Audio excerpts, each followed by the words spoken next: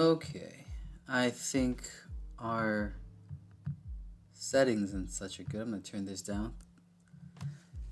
Hello, everybody, any and everyone. This is lighthearted, here to record another video of Burrows. Where last we left off, we just gone back to Earth apparently, and met some leather bikers that did good deeds on the road. We also met Ken, who didn't seem to remember us. And these bikers gave us a lift, and now we're back to our destination. We're at whatever this destination is going to be. We're here. Stay left, Jess. Roger. He looks over his shoulder at me and grins. Looks like our time together is almost up, Gray. A melancholic feeling starts to wash over me. I hate goodbyes. Even if I'd only known these guys for less than an hour. It must be showing on my face. I see a smile fade through the side mirror. Well, it doesn't have to be goodbye just yet. I'll talk to Colt when we're done refueling. You want to go back home, don't you? Yeah. Maybe when we're done with our business in OKC, I can see about setting you up a ride down south. Can't guarantee it'll be right away, but you'll be in good hands. Are you sure? That seems like a big detour. I bet Colt will want to see the Big Easy for himself. Just gotta convince him to add it to our list of cities. Thanks. I'd love to show you guys around. He's been awfully generous considering we just met. But I guess it might be part of his club's philosophy. And look at me, talking like a local. As if I can actually claim New Orleans as my hometown. I'll have to deal with my friends chewing me out the second I get back, too.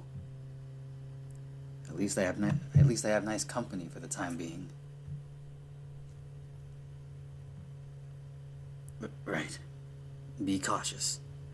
And yeah, because we have this voice in our head apparently that I still don't know the source of. We pull into the driveway of a brightly lit gas station connected to a convenience store. Colt's already filling up his bike, leaning against the pump with a sly grin directed our way. Real fast, I'm going to... just a little, because again, when I was editing it last time, I felt like the music was good, but the sound effects, man, these crickets are deafening.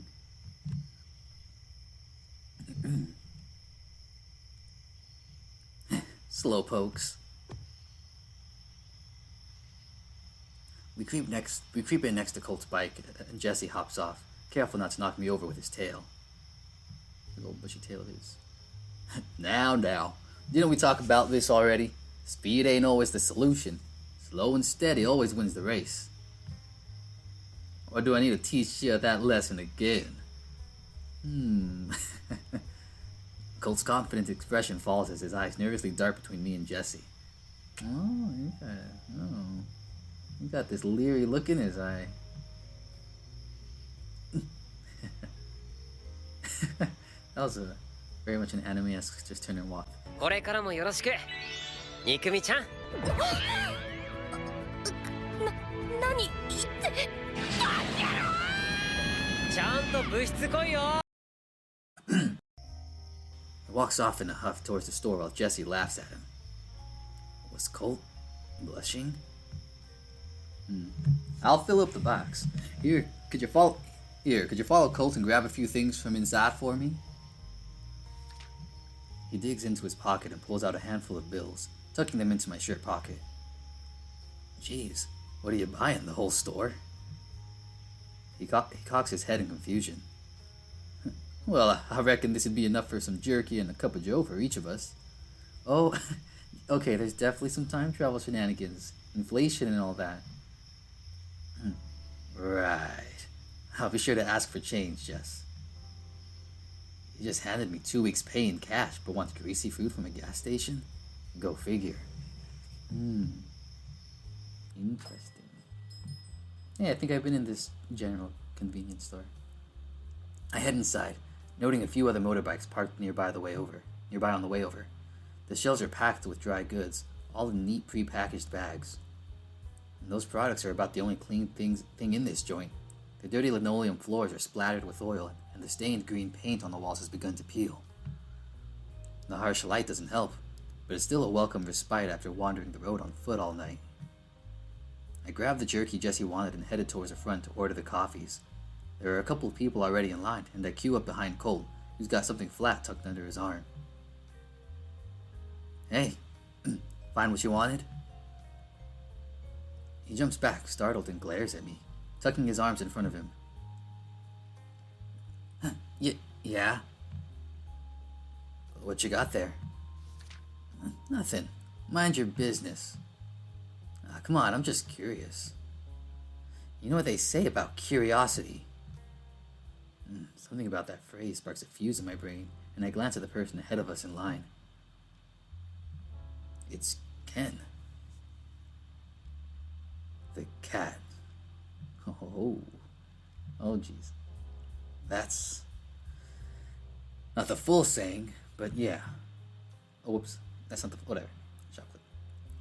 1 cup of coffee, a bag of pistachios. Anything else? Yeah. You got the latest issue of Playbird? Yeah, that one. Add that on. He thinks he's... Oh, whatever. I'm gonna assume... Well, I don't even know what I can assume at this point. Colt's whiskers twitch. Alrighty, here's your change. I don't know, just a random shop clerk, I guess. The deer's expression tightens and he squints, giving Ken a once-over. Is Playbird for... I mean, would it be play hen for the other way around? And this is a deer, huh? Say, what did you say your name was, son? I didn't. Have a nice day. He's clearly unsatisfied with that answer, but the cold feline turns and walks away without another word. Weird. Next! What the heck? Colt dashes towards the counter and leaves me alone to face Ken, who's pretending not to notice me as he sips his coffee. Ooh. Awkward.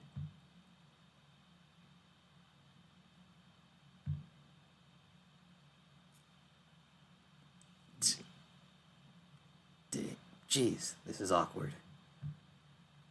And who the hell drinks coffee this late at night anyway? Wait, Jess also wanted some. Is it actually early morning? I need to find a clock. This is driving me crazy. I realize Ken's been glaring at me. What now? You done staring? I wasn't. Wasn't? Liar. Never seen a black cat before? Oh, he's giving a little sticking his tongue out. It's kind of cute. I've definitely seen a black cat before. And that's exactly what he says. I've definitely seen a black cat before. Huh. Anyway. God, he's infuriating. Why was I trying to save this guy again? Should have gone with Yasuhiro. Calm down. For all I know, he's just as lost and confused as I am. I need to get his side of the story. So, Ken. He glares at me again. Can we please talk about what happened? Yeah, come on, Ken. Be nice.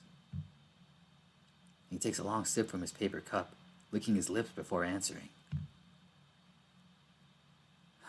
I have no idea what you're talking about, speed bump. Please don't call me that. Look, I straighten my back and work up a little courage. This might be my last shot at convincing him to listen to me. When I saw you disappear, I thought I had lost someone important to me. Like, the only person with their head on straight was gone before we could figure out what happened to us. I still can't explain how we ended up there, or why the others aren't here, or why you're acting this way. But for the time being, can we at least be cordial? I know we can figure this out if we work together. I wonder if...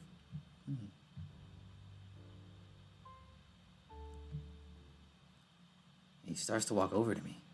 Did it work? Again? Before I can react, he dumps the rest of his coffee on me. The scalding hot liquid starts burning my head fur immediately, and I fall to my knees in pain. Jeez! I can hear gasps and murmurs from all around me, including the shop clerk yelling for Ken to leave immediately. Between the throbbing in my ears, I hear the slow creak of leather boots next to me. His voice is sharp and breathy. Leave me alone. I won't say it again. I hear the pitter-patter of smaller boots running towards me as he exits the shop. That was really mean, but he does look kind of sad and about it. Jeez. What the heck happened? The cat. That bastard. Hold on, here. He starts blotting the liquid away with some kind of waxy paper. Thanks, I'm okay. I think. It didn't get on my face. I sit up and see a small crowd of people around me. Colt is holding a soggy-looking magazine up to my face. His worried expression breaks the cool facade he'd held up till now. What's Playbird? Nani? I don't know if that's a nani. Eh? I just grabbed whatever was nearby to help. More importantly, who the hell was that guy? Why does he have it out for you? I have no clue, but I brought this on myself. Huh? He helps me up and I lean on his unexpectedly sturdy shoulders. Come on, let's get back to Jesse. I'm sure he's worried by now. Right.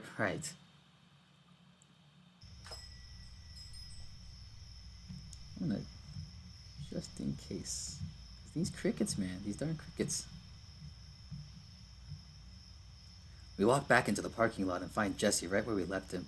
He sets a gas pump back into its holder as he spots us, waving gleefully. I like this guy. Gives me a sense of comfort. There you guys are. Thought I'd have to send out a search party. Well, close enough. We got into a scuffle back there. What? Oh boy. He shoots a disappointed look at Colt. Sounds like this isn't the first time. Hey, it wasn't me.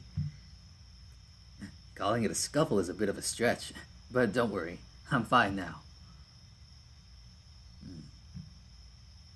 If you say so, boss. By the way, this guy a friend of yours? He points to something just out of view to our left. I walk up a bit to see where he's standing. It's him! Ken is sitting at the pump across from us, staring down at me from on top of his bike. Ken! Yeah, he was asking about you. Wanted to know if we were cops or not. Hell no, we're not cops. Is there something wrong with being a cop? I mean, if a lot of my assumptions are correct, which is that these two guys are kind of, having a little bit of a thing going on, chances are, even if it's later in the future, it's probably still not a great time period for that stuff. So I wouldn't be surprised for everybody to be leery about it. More importantly, why is he interrogating Jesse about me after saying he wants to be left alone? We're not cops. Why are you still here? He looks around uncomfortably, fidgeting in his seat. What? Well, it's not like I like you guys or anything. Trying to pick another fight? You're outnumbered this time. Colt clenches his fist tightly, and Jesse presses down on his shoulder, shaking his head. Boy, what is it that you want from us? We don't want no trouble. Ken sighs and slacks his shoulders, rolling his head around dramatically to look down at me.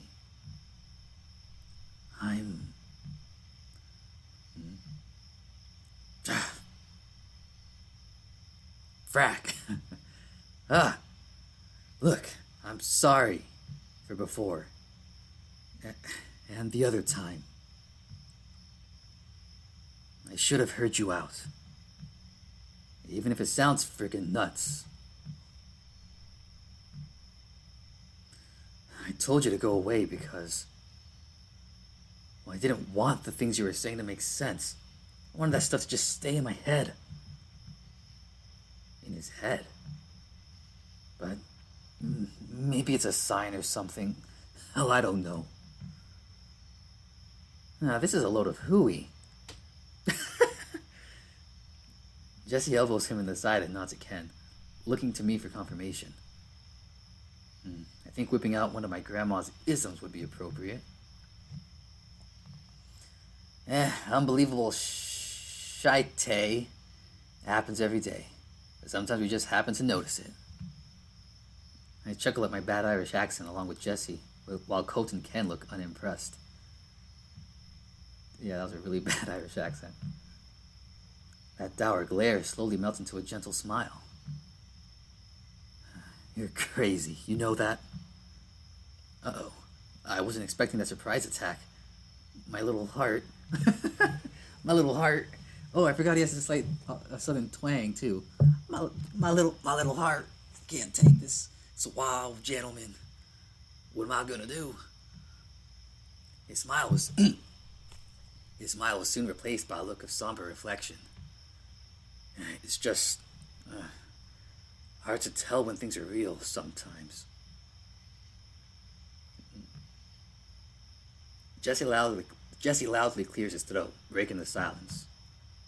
So, what I'm hearing is we got ourselves another traveling companion. Yes, more to the party. What? Who said that? The road's a lonely place, kid, and it'd just be until our next destination. He looks up at the moody cat, eyes showing no fear or hesitation. Say, boy, where is it you're heading anyway? He looks at me as if I'm supposed to answer for him. I just shrug. Ken seems flustered. Does he find Jesse genuinely intimidating? Wouldn't be surprised. This guy looks like he's at least 6 feet. Built like a barrel of muscle.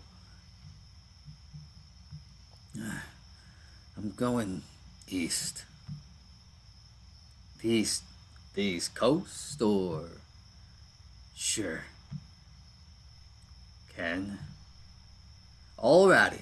Sounds like we'll be heading the same way for a little while then. Colt grabs Jesse by the collar and pulls him down to whisper in his ear. We seriously need to have a chat later about adding people to our posse, Jess. Hey, come on. Let's keep going till the next rest point. I reckon we can make it before sunrise and get a little shut-eye. Colt sighs in defeat and hops on his back. Ken revs his engine and I notice his seat has more room in the back. Oh ho ho. So, his eyes dart between me and the seat before returning to his usual glare. Oh, he's such a tsundere. Not a chance. Not a effing chance, or whatever. Hey, pal. Doing my best puppy dog eyes. But he turns his nose up in the air. Defeated, I hang my head and walk back to Jesse's bike. Oh, come on. It ain't so bad back there, is it? No, I guess not. I don't know how to tell him that if he keeps smothering me with his tail, I'll probably get a hard-on. Jeez. Okay. So I think we learned something new about Gray. Well, I guess nothing we didn't probably already know at this point. I wonder how explicit this story is going to get. Colt revs his engine impatiently and speeds off into the dark. We follow suit, Ken taking up the rear.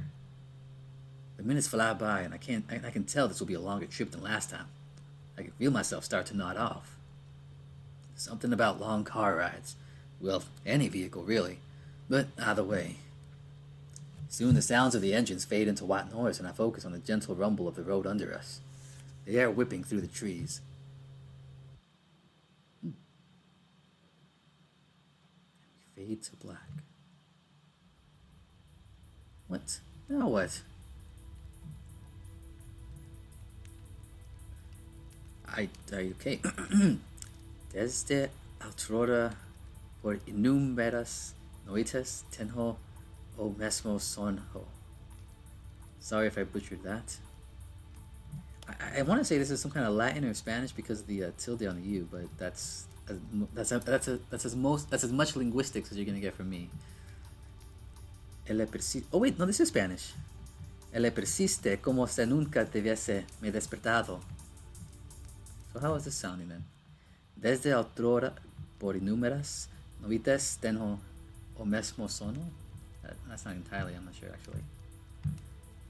Encontro-me deitado nas profundezas de mata como sempre. Wait, I should probably trying to translate this. They found me something nas profundezas. I'm not sure. De mata something always. Like always. They found something like always. Algo avoroca os pájaros. Something. Veo un cintilar ao longe, aproximándose con cada piscada de meus ojos. This is definitely something else. Okay, something about eyes. Veo, I look. Uma fera descomunal brandindo labaredas cabalga na noite, destruyendo todo al que toca.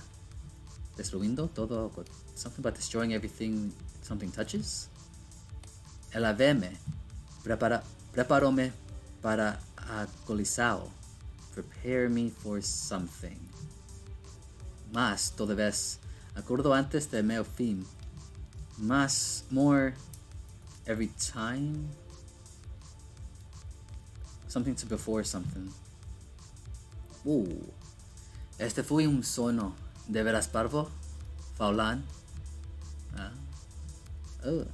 Mas pois, nunca había le dito que era parvo. A pesar disso, os pensamentos de mortais entreteme. Mortais? Something about dying? Meramente reduzo a un brinquedo a ti. Meramente reduzo... I just sound that. You. Eu gracejo. Mas não me importaría de divertirme contigo. Caso me desejes. Oh, shoot. What the heck? I'm trying to read that. Give me a second. What? Oh, we're translating. Interesting.